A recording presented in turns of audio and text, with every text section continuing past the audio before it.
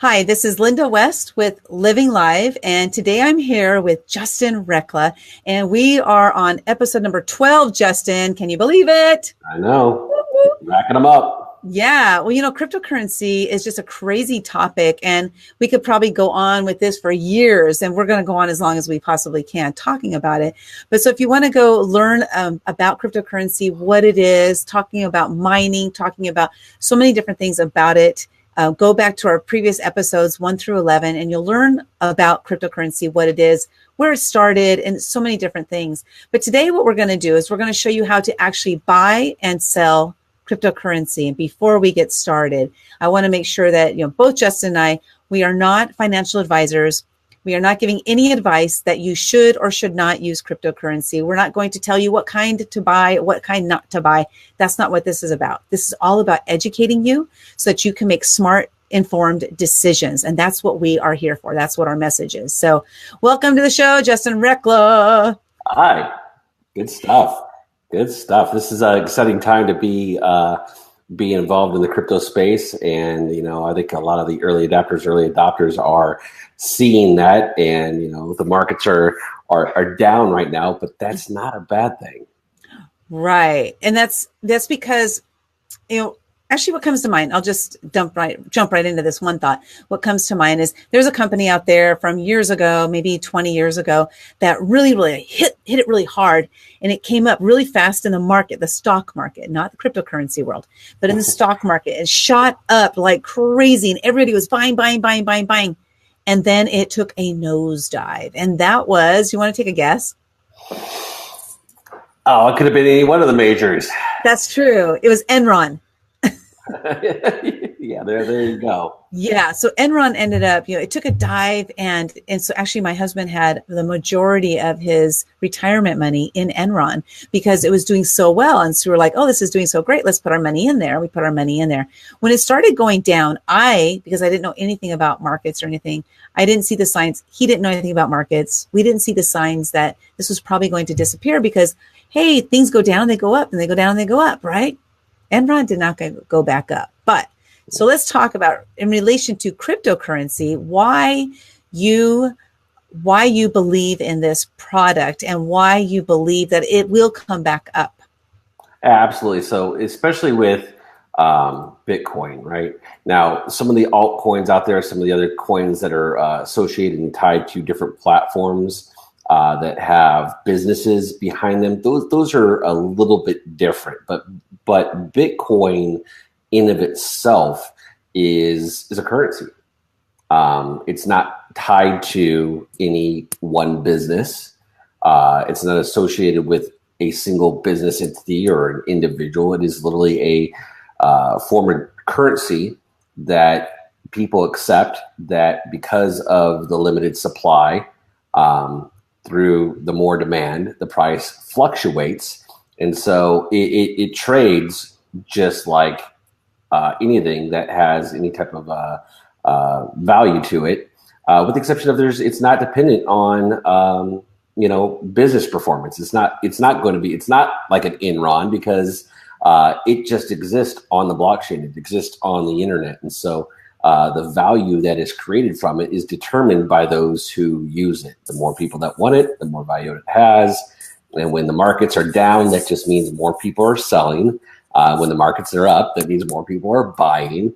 But it's got value because the people who use it say it has value. And so Bitcoin itself in particularly is a new way of transacting and accepting payment for goods and services that more and more people are coming in line with and accepting.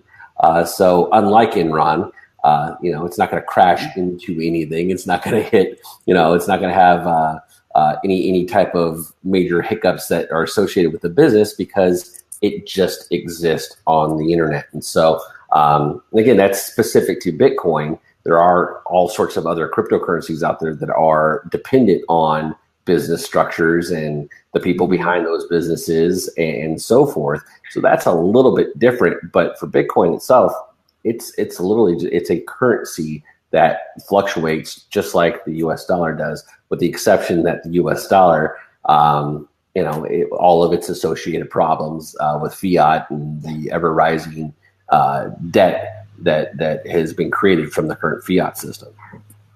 Yeah, and that's an interesting point right there. First, let's say hi to Kristen. She's actually boarding. She's boarding a plane coming back home to San Diego. And so I'm glad she could join us right now. If you're watching the replay, please put replay in the comments. And then also,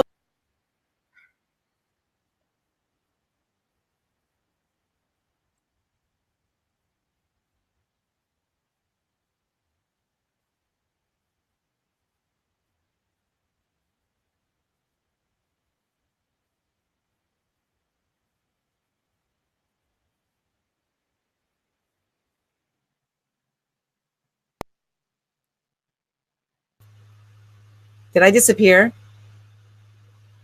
Okay, I'm back. Okay. So if I'm able to answer the questions, I will, and otherwise Justin will answer the questions.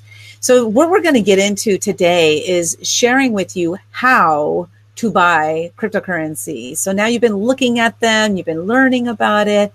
Okay, well, how do I buy it? First of all, again, we're not financial advisors. We're not making any recommendations, but we're just going to show the structure of like how you actually purchase it, because this is different than, and it's not like you're going to go to an ATM machine and get out a $20 US dollar bill. It's totally different than that. This is all done online. Everything is just done online, like you have a credit card, and that's all online as well, right? But now how do you then purchase or convert your dollars into a cryptocurrency? And today we're going to talk about specifically the currency called Bitcoin, because that's kind of like the first place things start is with Bitcoin. Once you purchase Bitcoin, the percentages of Bitcoin, pieces of Bitcoin, however, whatever word that you need to use that makes it make sense to you. Once you do that, then that's where you can transfer your money to different coins or currencies.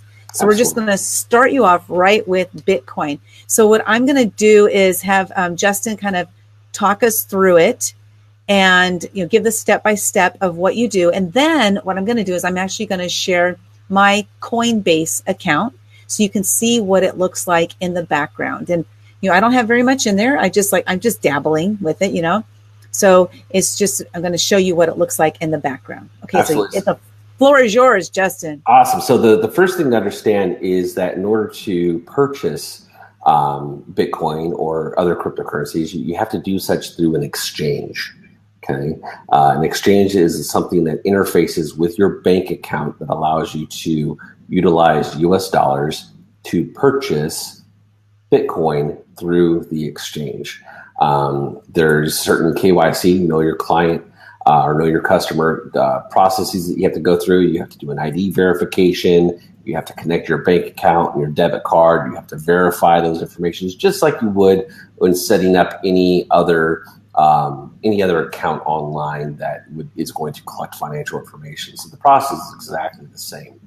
But the important thing to know and remember is that your Coinbase account is an exchange, and it's a place to keep and store your Bitcoin. And two things before we show you what that looks like on the back end.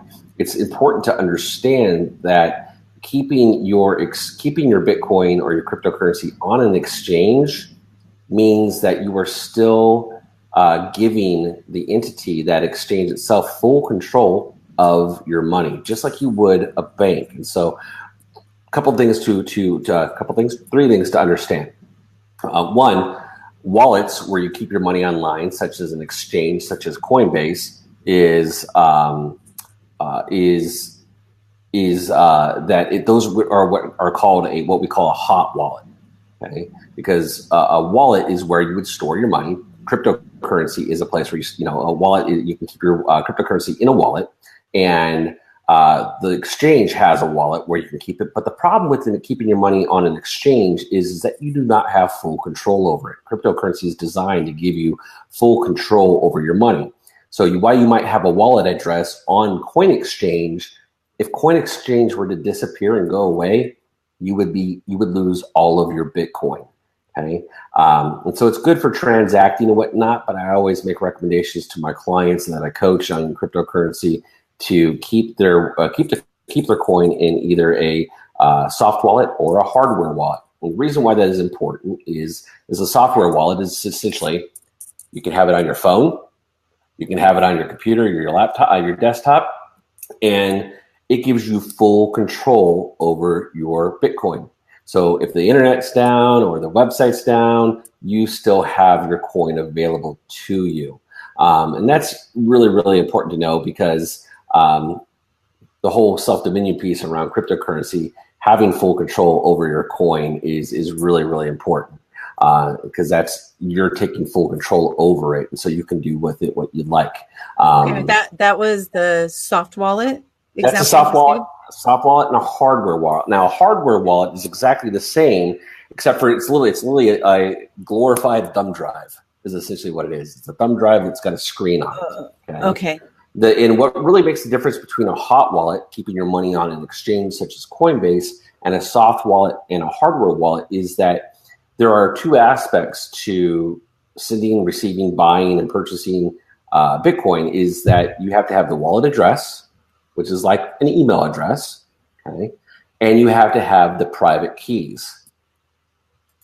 If you have a soft wallet or a hardware wallet, you actually control the private keys and the wallet address itself, okay? Which means that you can access the blockchain. You have full control over your cryptocurrency. When you keep it on a private exchange such as Coinbase, the wallet address that you get is actually a sub-address of the primary address belonging to Coinbase, okay? And they've parsed it out for all of their clients, but the main wallet address is actually sitting on the blockchain and is controlled and owned by Coinbase, who actually owns and controls the private keys of where all the money and funds sit. Okay, so if I try to equate that to the banking system, which I know it's not the same, but in my mind, I'm seeing as Coinbase, then in that instance, possibly, tell me if I'm wrong, is the routing number on your checking account, whereas the wallet number would be the bank account, but it changes. If you want to use it that way, so I would say that for translation purposes, I would say that the account number is the wallet address that you have on Coinbase, but you don't ever get to see the routing number. Okay, got it. You don't ever have control of the routing number. And I don't need it. Well, through the bank, right? If you're going to transact solely through Coinbase, the downside of that again is that if Coinbase goes offline or gets shut down by the government or whatever, your money is now subject to Coinbase, to where you can actually take your Bitcoin, transfer it to a soft wallet, transfer it to a hardware wallet, and you now have full control over that cryptocurrency. You can send it, you can spend it, you can move it back to an exchange to sell, but you now have full control over it. And that's one of the things that I teach my individual clients is how to use it, when to use it, best practices for security and safety of storing your coin, because depending on what your goals are, it's going to determine how and where that you want to save it. So like I've got quite a bit of coin in several exchanges because I'm swing trading, meaning that I'm playing the market, I'm investing in multiple different cryptocurrencies. And you're a swinger. I'm selling and trading it as the price fluctuates. Okay? But then I've got other goods. Hey, this is a G-rated show. Family friendly. Stay on topic. But I've got other coin that I keep in my soft wallets, okay, and my hardware wallets that are long-term storage, meaning that I've got it set aside and I'm not touching it for a year or two because I know, or I'm banking on the fact that the value is going to go up. And so that's just monies in cryptocurrencies I'm setting aside. So somewhere down the future, I'll move them back to an exchange and sell them out, or I will use them to purchase goods and services as more and more vendors come online accepting cryptocurrency as a means of exchange. Okay, well, that's really awesome. Oh, let's say hi. We got Joanne here. Hi, Joanne. And Maria. Good to see you guys. So before we go further, because we're going to talk about now how to purchase and how to buy and to sell. And so first of all, that pun, that phrase that you use, you're banking on it. Hopefully someday that will be, I'm cryptoing on it.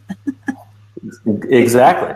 Exactly. Well, that's the beautiful thing is that that's really the power of cryptocurrency is it's giving us the opportunity to take some ownership over our own financial well-being, where we're not dependent on banks. We're not dependent on the federal system. We can literally transact one-on-one with anybody around the globe using a currency that has an accepted value. And it's extremely, extremely powerful when you start to really play in it and take control over that piece of your life. Yes, exactly. And we're looking forward to that, aren't we? Good stuff. Okay, now, so Justin, before we go further, I wanted to share with you guys, Justin, he is a due diligence expert. And so what that means is that he actually looks at the different currencies that are out there, the different cryptocurrencies that are out there, and he does research on them, he and his team, and they find the frauds, they find the scams, and they make reports on that. And to date, they found close to 400 different scams and frauds out there. So if you're interested in finding out more about that, his due diligence club, go to livinglive.tv/DDC, and it's up on the screen there. Check it out. Really awesome. I love what they do because they really are looking out for us. And let's say hi to Jennifer. Hello, Jennifer Lou. Okay, and so let's get into the way to purchase and to sell cryptocurrency. So why don't you tell them, you told them it's just like opening a bank account, the same thing. You still need your driver's license. You need all these things to be verified. And why don't you tell them really quick, I guess, like where they would go to do that. And then we're going to get into the back end where they can see my account. Absolutely. So there's multiple different accounts that you can use, but I always start people off in Coinbase because it's the easiest to understand. It's the easiest to use. And it's a great starting point for people to get involved in cryptocurrency because they've made it super, super simple. You've only got 4 options to choose from. It's going to either be Bitcoin, Litecoin, Ethereum, or Bitcoin Cash. That's the only 4 that you can buy on that exchange. And it's super easy. Once you go through the verification process, you validate your ID. You have to take a picture of yourself, take a picture of your ID. You have to connect your bank account and your debit card and so forth. Once you've done all that, the actual process to actually purchase Bitcoin or Litecoin or any of the ones that are offered on Coinbase is super simple. It's as simple as literally clicking buy, right? And we're gonna show you what that looks like. Where the complexities come into is understanding how to send and receive Bitcoin or other cryptocurrencies utilizing a wallet address, because that can be a little tricky because if you don't send it to the right address or if you fat finger it and you hit send, then once you click send, it is gone. It is once you verified the send, it is gone. And unlike the banking system that is backed by the FDIC insurance, if you send it to the wrong place on the blockchain, you can't get it back unless you reach out and happen to know who you accidentally sent it to. It's dang near impossible to receive. Consider that you made a donation. Exactly. And so that's one of the, Really? that's what I actually got. Somebody actually sent me 43 cents of OMG coin. OMG? Oh, it's an OMG. It's a coin out there. And I logged in one day and I had 43 cents of OMG coin in my wallet. I had no idea where it came from, but I now have 43 cents of OMG coin. Okay. Because somebody fat fingered an address and it just showed up. Okay. So that's where the self-dominion piece really comes into play, is that when you're sending and receiving, the onus is on you to really understand what you are doing, because it could be very easy if you're not paying attention to lose your cryptocurrency and lose your coin. So that's super, super important. So, but the actual buying of crypto and getting involved is super easy to start with. Okay, so before we go, I did put a link, just so you guys see, I put a link in the comments to Coinbase. That is an affiliate link. So if you click on that, then I get $10 if you sign up. Just wanted to make sure. And they get $10. if they invest $100, is that correct? They encrypt. Anybody can participate in that when they sign up themselves. Coinbase has got an affiliate program. When you refer it out, somebody uses your link to sign up and create an account. You get $10. They get $10 of free Bitcoin when they make their first investment of $100 in Bitcoin or more.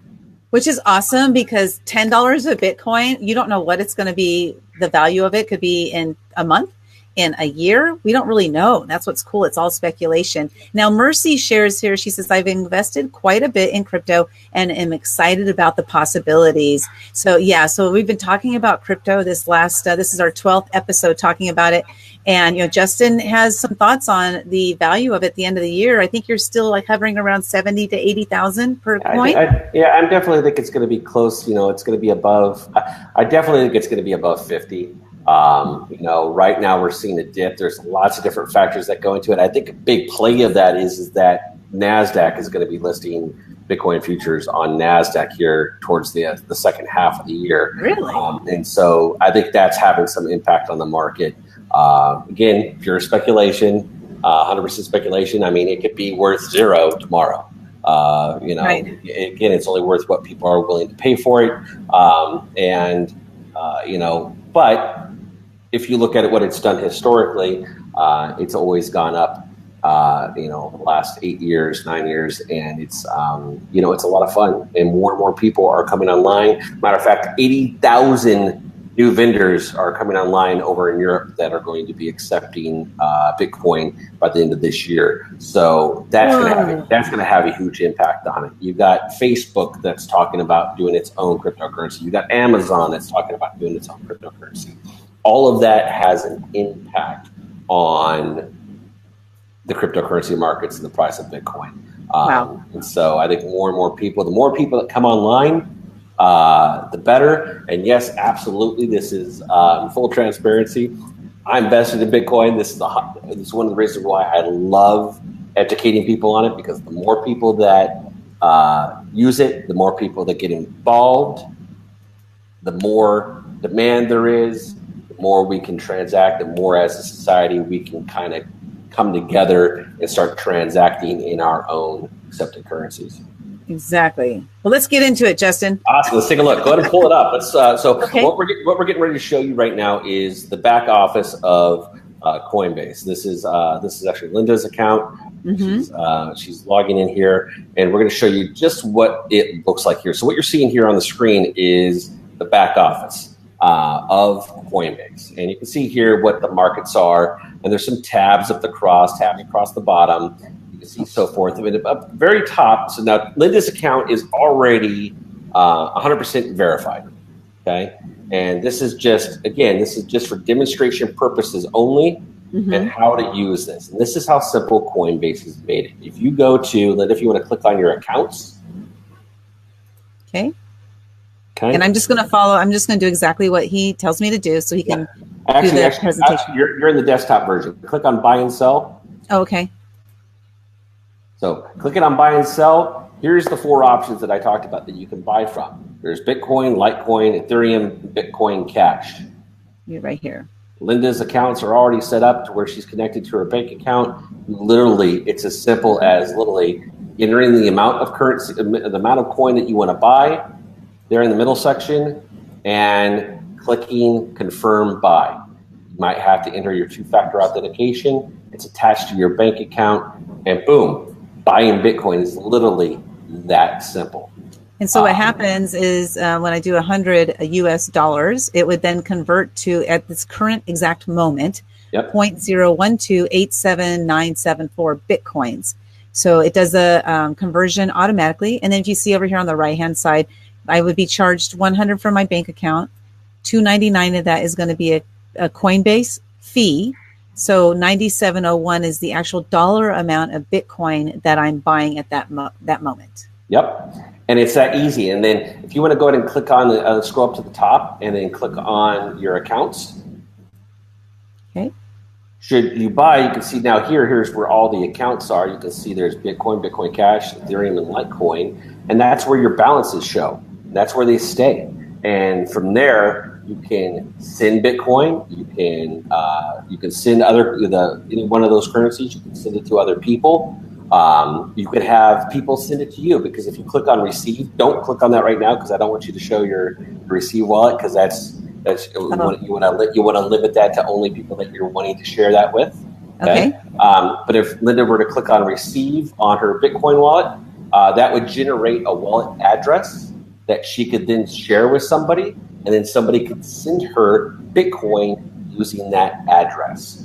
Now that number never changes, right? The receive number, because that's my actual wallet ID. Is that correct? So that's a great question. So within Coinbase, every time you click receive, it actually generates a new wallet address that is associated with your account. That wallet address remains the same each time and can be found. The history of wallet addresses that are associated with your wallet inside Coinbase can be found under this tools section, to where you can see every time you click receive, it generates a new wallet address. Okay, because it uses a dynamic wallet system. There's a couple of benefits to that. One, you click receive and you send because you want somebody to pay you or send you Litecoin or Bitcoin. You click receive and it generates a new wallet address. That's got some benefits to it. One of those is that, one, because it generates a new wallet address each time, you can get into your account in Coinbase and you can make a note on that wallet address, knowing that sent to Bob. That way, you know, when money comes in to your account, you get notification that it came into that address. You know that Bob sent it to you, because that address that was generated, you only sent to Bob. Okay. So that's got some benefit to it. There are wallets out there that use static addresses. Some of the soft wallets that exist use static addresses, and those addresses for the wallets do not change. So you just have to keep track of that yourself. So it does have some benefits, but the important thing to remember is that essentially, if it's sitting in your Coinbase account, you don't technically have full access or control over it, because you do not own the private keys. But it does have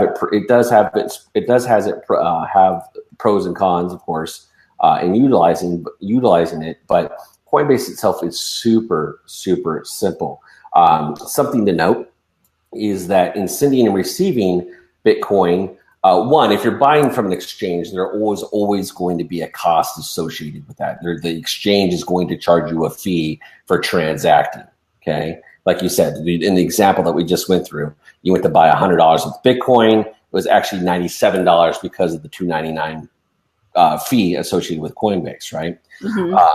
So whenever you send and receive Bitcoin, there is also going to be a fee associated with it. So if you want to send $100 worth of Bitcoin, you're going to actually need like $105 worth of Bitcoin in your account in order to be able to send that. Okay, and that's true regardless if it's on Coinbase, or if you're doing it through your soft wallet, or your soft wallet on your desktop, or your wallet on or your wallet or a hardware wallet. There is a cost associated with sending and receiving it, depending on the day, depending on the traffic, depending on how much volume is going on the blockchain.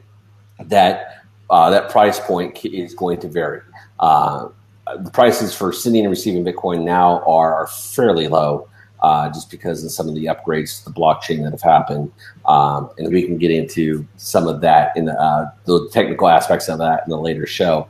But just know that Coinbase itself is really, really easy to get started on. And, dive in, do your due diligence, play around with it, and realize that to buy Bitcoin is not difficult. Understanding it, how it works, how to send it, how to receive it, understanding the technology behind it. That's some of the things that we offer, with our clients is helping guide them through that process. And again, you can find Justin, the Due Diligence Club, going to livinglive.tv/DDC. And then the last thing I wanted to show on the Coinbase is that, so for example, using the example I had used earlier of me going down here and buying $100 of Bitcoin, for example, if I had done that, what would have happened is when we go to the accounts, that $100 or 97 something dollars or whatever it was would have gone into my USD wallet. So the money would actually show up there. Actually, no. So that's only, so if you're buying Bitcoin directly from your bank account or debit card, it's actually going to, the Bitcoin is going to actually automatically show up in your Bitcoin wallet. Oh, that's right. But how do I get it to my USD wallet then? If it's going to go to your USD wallet, when it comes time to sell, you have the option when you sell your Bitcoin to have the monies earned from selling the Bitcoin to either get deposited straight back into your bank account, or you can have it set to where it deposits to your USD wallet on Coinbase. The reason why people might want to do that is they may have bought it low, sold high, but now instead of moving it back to their bank account, they want to hold it back in their Coinbase account because they're going to wait for it to drop down again and buy more when it drops back down. So that is a way of doing that because it does, depending on how you're depositing funds or buying Bitcoin using Coinbase, it can take some time. If you're using a debit card, it's usually instant. If you're using a bank transfer, it takes a week. So if you're selling coin and you don't want to wait that time frame, you can have funds on selling of a cryptocurrency deposited to your USD wallet and let it sit there. You could also transfer it from your USD wallet to your bank account, but that USD wallet just gives you the option of putting money into your Coinbase account and not having to wait to purchase cryptocurrency when you're ready to do such. Okay, so this would be the example right here. Is I would click on the sell tab. I would say where I'm selling from, which in this instance would be BTC, which is Bitcoin wallet, and I can have it go straight to this bank account of mine. I could have it go to my wallet, which is sitting here on Coinbase, or I could have it go to this bank account right there. You select the one that you want, and then you can either do Bitcoin. So I could do 0.098 or something, right? Yep. And that tells me it's $719.95. Yep, there you go. And you can have that deposited straight to your USD wallet within Coinbase, or you could have it sent back to your bank account, either way. And so that's just a nice little feature that allows you to not have to wait on the bank. There's people that like to use the USD wallet because you can put money. You don't have to buy Bitcoin. You can actually take money from your bank account and move it to your USD wallet inside Coinbase. Okay. And let it sit there and then buy when you're ready to do such. So it's just a control feature that allows you to give you a little bit more control over your money inside of Coinbase itself. But again, the process of buying Bitcoin and selling Bitcoin is super, super easy. It's the in-between steps of sending and receiving and storing and managing and securing the cryptocurrency that can become a little bit tricky. And we're constantly putting out great information inside of our due diligence group on Facebook. If you go to cryptocurrency due diligence, we're putting out some great information there. And if you're looking for some hand-holding, I've got teams of people, coaches that do hand-holding one-on-one that we're happy to assist you as well. Yes. And please, check it out. And again, go to livinglive.tv/DDC for more information on the Due Diligence Club. Join us in the Facebook group, Cryptocurrency Due Diligence. It's a great place to receive information. And I'm not sure what we're going to talk about next week. We got to talk about that and decide what we're going to talk about. But hopefully this was helpful for you to see how actually easy it is to exchange the money. Like Justin said, the confusing part is, like, for example, if you wanted to buy a different kind of coin, that I had to learn, like, how do I do that if I don't want to buy something that's on Coinbase? So just like learning these different steps along the way, it can be confusing, but you have people to reach out to that know the answers to these, like Justin, who can help you out with that. So that's all I got, Justin. What about you? That's it. I think there's lots of information to go out there.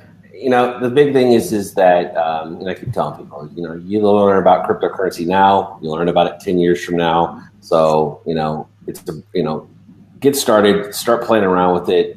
Whether you choose to buy or don't buy, that's up to you. But you definitely I definitely recommend at least learning about it, because my opinion is it's not going anywhere, and it is going to change the face of business and how we interact financially with one another. And remember, only invest what you can afford to lose. Because you don't. Yep. And that's a good advice for anything when you're investing in things. So that's it for today. You guys have a wonderful, wonderful day, and we'll see you next Tuesday on Crypto Convo. Bye-bye now.